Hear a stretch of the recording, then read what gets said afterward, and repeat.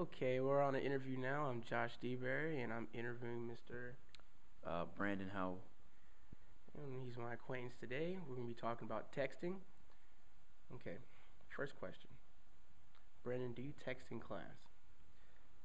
Not usually. Usually I turn my phone off when I go into class. What about the movies? Definitely always in movies. I go there to watch a movie, not to text. Okay. Do you text when you first get up in the morning? Not usually. How often during the day do you text? I do text every day, but it may range depending on who decides to text me. I usually don't text certain people. Mainly they text me, so any given day. Okay, any times day more frequent than others? Say me a time range. Not really. Sometimes on the weekends more so than the weekdays, but sometimes it doesn't really matter. Sometimes it's the weekdays more than the weekends. Just who texts me. Okay. Who are the main people that you text? Friends. That's friends on campus. That's pretty much it. Family members I call. I don't text them. Okay. Does your conversation with friends change over text messaging, or what did you say is the same in person as it is in text? It's probably about the same. Sir. No dialogue change at all. Not usually. Same slang that I put in my text, I actually speak. And when I'm proper with my text, I'm usually proper in my speech too. Okay. When would you say it's rude to text? Definitely right after somebody asks you not to, specifically in a class when they tell you and give you the information with the syllabus and they say, don't text in my class, nothing's more important than what I have to say, that's rude. Or during a test, or when someone's making a presentation or a speech. You should be giving them your undivided attention. So definitely class is a no-no. Movies, pretty much the basics. Pretty much during class, but the movies, I mean, yeah. I mean, if you're going to a movie, if you're going to a movie, you're going to see a movie, you're not going to text. Okay. It's generally going through my mind when I'm watching a movie. So, Do you do other things while you text, such as multitask? usually when I text, I try to focus on the text, and so I can send it as quick as I can because the response may be important to someone else. So I try to text as fast as I can. So I focus on that. Should there be a campus-wide policy on texting? Nah, that would probably cause more trouble than most people texting in class already does. Okay. So texting inside of class and outside of class should be about the same. Pretty much. It's one of those don't ask, don't tell, don't get caught. It's pretty much the way I see it. Does it distract you when other people text in class? Nah, not usually. Okay. Do you prefer to text or talk on the phone? Probably to talk on the phone.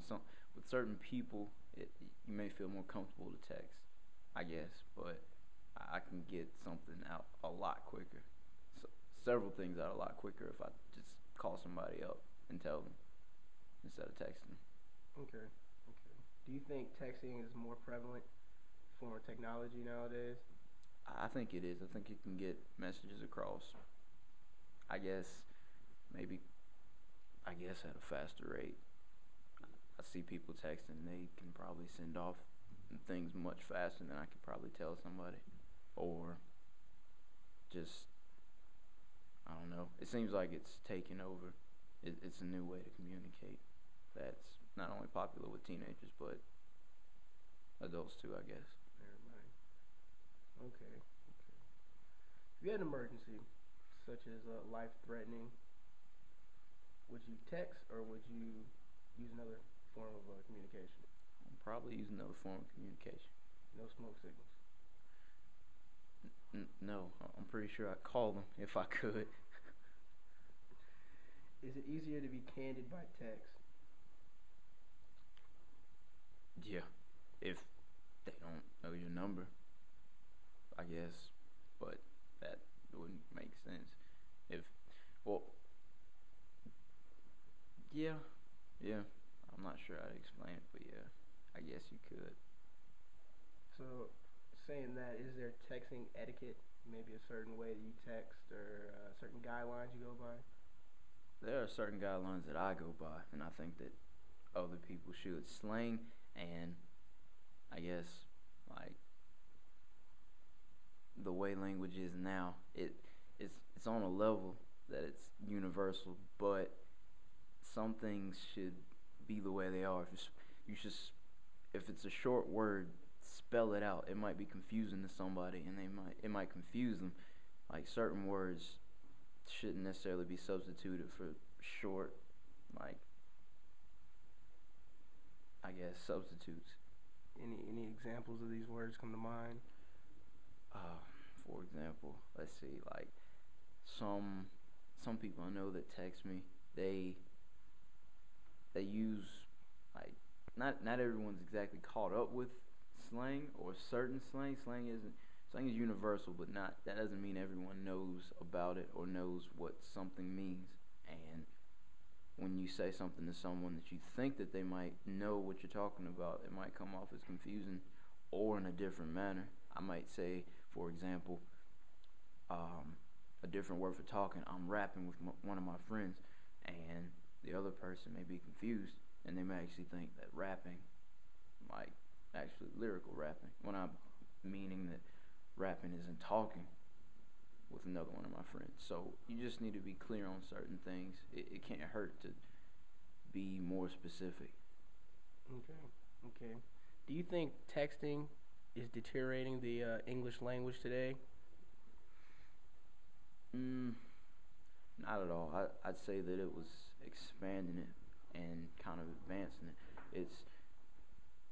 Language isn't just one thing. Language today isn't as it was back when it was first created.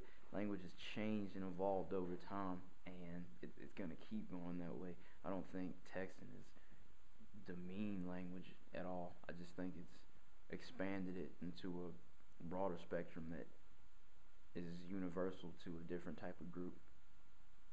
Do you feel texting has changed your life? I do it a lot more than I used to. So, yes. That is the case for most of us. This has been a Josh DeBerry interview. It's been nice to interview you, sir. Thank you. Howe. And that's the end.